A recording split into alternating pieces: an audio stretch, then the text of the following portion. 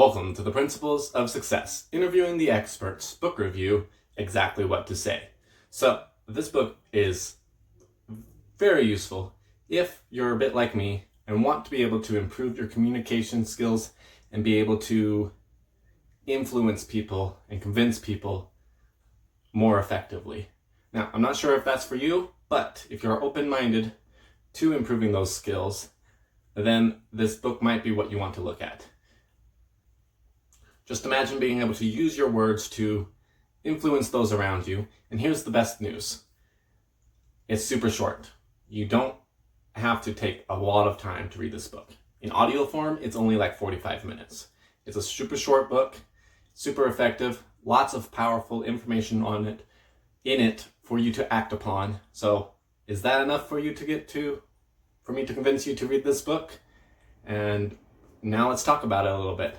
That previous section was chock full of the verbiage of exactly what to say to influence people.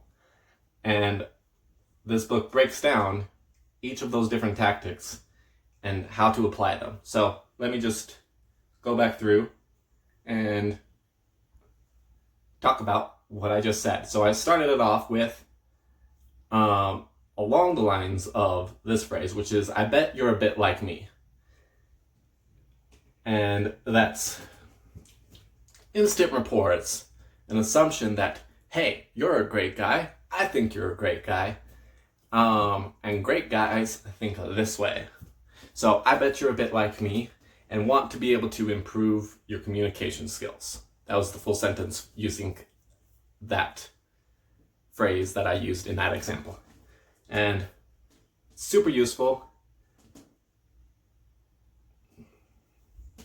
And the best part about these phrases is that you don't have to, there's no big words, there's no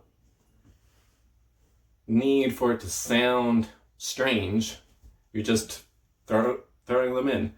Now, it might be a good idea not to use every single one of these in such a condensed format like I just did, because then it sounds really sales pitchy.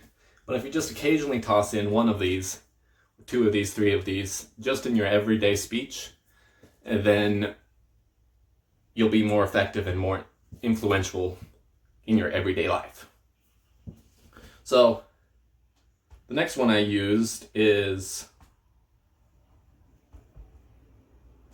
I'm not sure if this is for you, but, and it's essentially using reverse psychology. And it's saying, hey, I have this really good idea, but I'm not sure if it's for you. But is always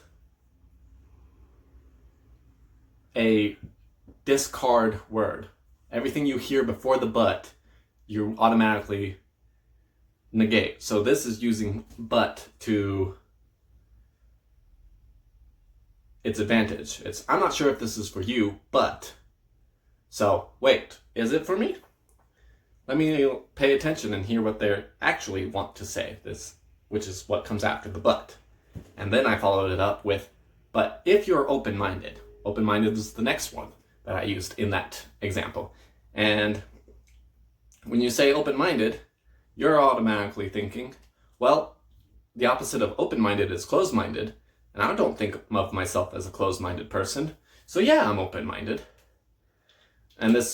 And that one is closely related to one I didn't use, and it is, there's two types of people in this world. Those who do what I want to influence you into doing, and those who don't. So, if you're open-minded, then you might consider this. Everyone wants to consider themselves open-minded, so of course they're going to start considering it. And I said, but if you're open-minded, then you might want to read this book. Or something along those lines. And the next one I want to talk about is if-thens. You've been conditioned all your life to think in if-thens. If-thens are very powerful phrases to use to influence people. If this happens, then this happens. If I can get you to think about it this way, then you might consider reading this book. The next one I believe I used is just imagine. I think I said just imagine being able to implement these skills, or something along those lines. And when you say just imagine, you're automatically thinking in story form, and like, wow, it triggers your imagination. And when you trigger the imagination, you're thinking of the future, of yourself, using what I'm trying to sell you or persuade you to do. And when you're thinking about that, it becomes real to you, and you're that much more inclined to want to do it.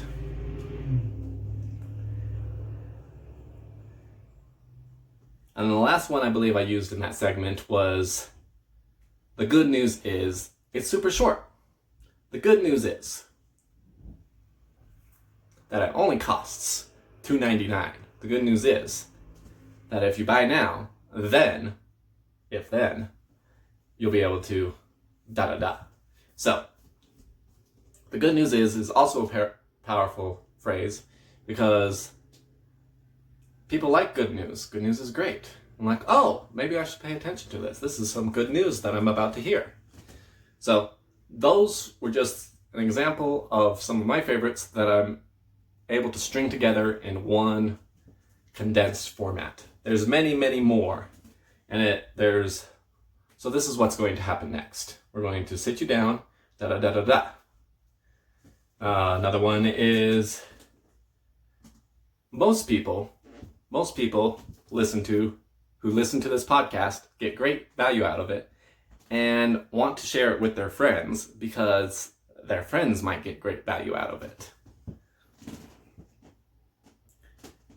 And before you make up your mind on whether or not you want to do that, da-da-da-da-da, it's pretty much exactly what I've just been doing, and he breaks them all down in depth, and there's a lot more than what I covered today. So now you have three options. You can either go read the book, share this book review with your friends, and maybe they'll go read the book, or you can sit on your butt and do absolutely nothing. And yes, that was another one that's in this book. So I hope you enjoyed it. Have a good rest of your week, and I will see you all next week.